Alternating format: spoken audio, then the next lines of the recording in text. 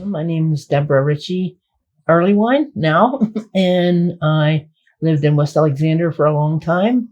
I moved to Washington, did home health for years and years, got into some problems with mental health and giving up on myself and everything else. And that's when I got involved in getting into a nursing facility. When the emergency squad came to my house, my dog had alerted the neighbors and something, that was wrong.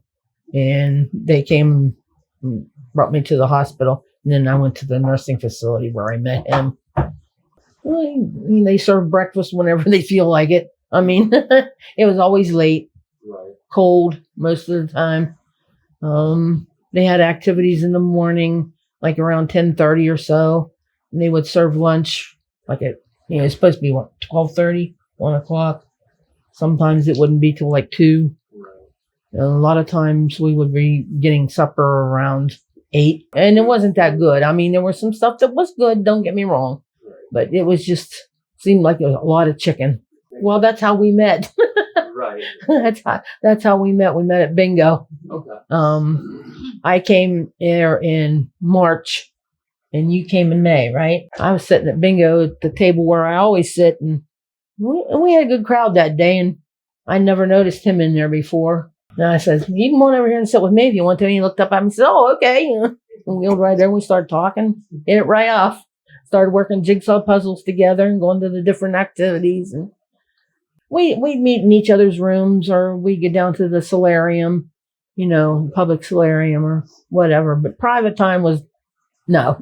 Right. They kept saying, well, after we got married, we decided we'd get married. They said they'd try to set something up where they could give us a room together. That never happened. Right. It wasn't going to happen. Probably 6 months, 6, 7 months, something like that, yeah. What was the process of that like? A couple times I had talked to some people like the Area Agency on Aging and, her group and stuff like that. And we just hit it right off. When they associated me with her, it just went through the moon. It just, she was such a big help. She really cares about what she does and about the people she takes care of. I'm sorry, I'm a crier. It is an emotional story. But she was a big help. She got us out of that, hellhole. And I had stuff come up missing. Like, there was a roommate of mine, an old roommate of mine. She went out to the doctors one day. They came in and cleaned out her room. They said she was a hoarder. She had like outdated food in the room and stuff like. I can see that, but to go through her personal stuff, no.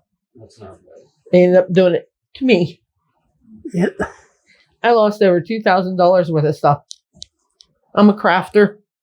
I had yarn in there, glue, all kind of pens, pens. Yeah. They lied to me. They had me box up a couple boxes. I told them I was going to send it to his sisters. Well, we were. I went back to ask them about one of the pair of shoes that was in those boxes that I had packed away. And the manager said she put it in her office. I said, okay, well, I'd like to have my white shoes out of that box. A little bit, here comes the social worker. We don't have that stuff anymore. I said, what? You don't have any of that stuff anymore? Where did it go? We threw it away. Well, when I went to the hospital a few months later, I was in there for 4 days. They went in there and took over $2,000 worth of stuff. It was all gone. Yeah, I was there to recover, not to go, further down the road. And I was close to giving up. Again. And he was the same way. And once they started pickling, just make you want to back off. I said, I'm going to have you all arrested. She said, you can't have us arrested. I bet, well, watch me. I'll do something here. Somebody's going to get arrested. They said, if I go to your house, throw all your clothes out in yours, to be arrested for that. How could you take all them clothes off of her and then say, we threw them out? That's not right. Backpacks. I had a backpack that had all my IDs and stuff in it. and a little bit of cash in it. Important papers, gone. So I had nothing. I finally got. He took me up to the DMV, and I did get my ID card. My license was. I let it go. Maybe I shouldn't have, but I did. But I just got the ID card, and that's about the only thing I have back yet. I haven't got my Social Security card back yet. Nothing. And so about that time is when you started working with Denise to get back in the community. Yeah. Can you tell us a little bit more about that? How it was working with her and finding her? Oh, she was a blessing. Honey. Yeah. She was a blessing. Anything we needed.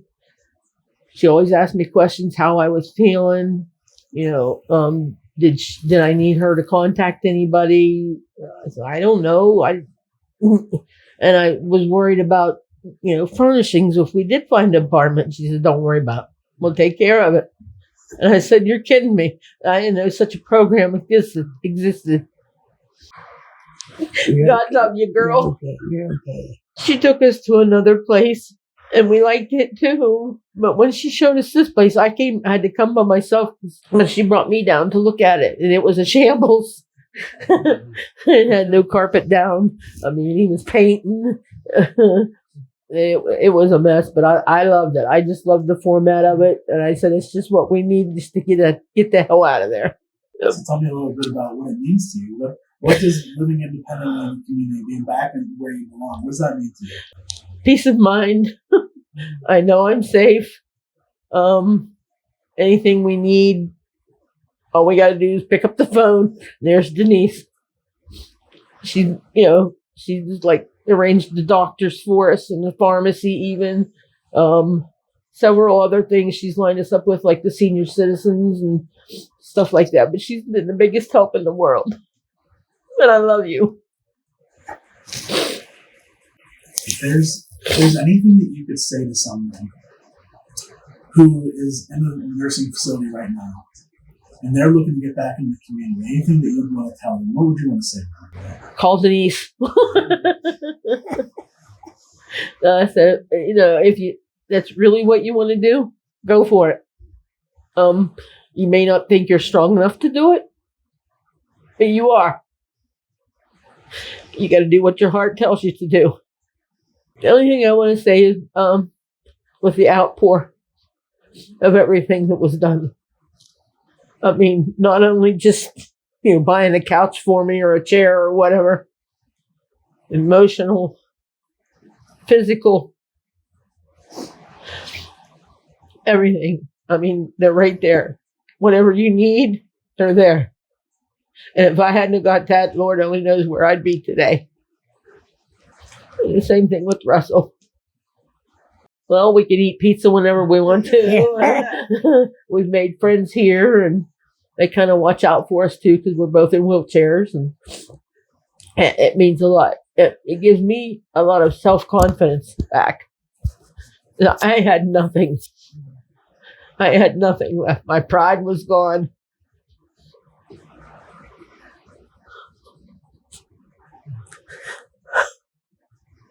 You know better, Rose. You know better. If it wasn't for him, I don't know what I would have done.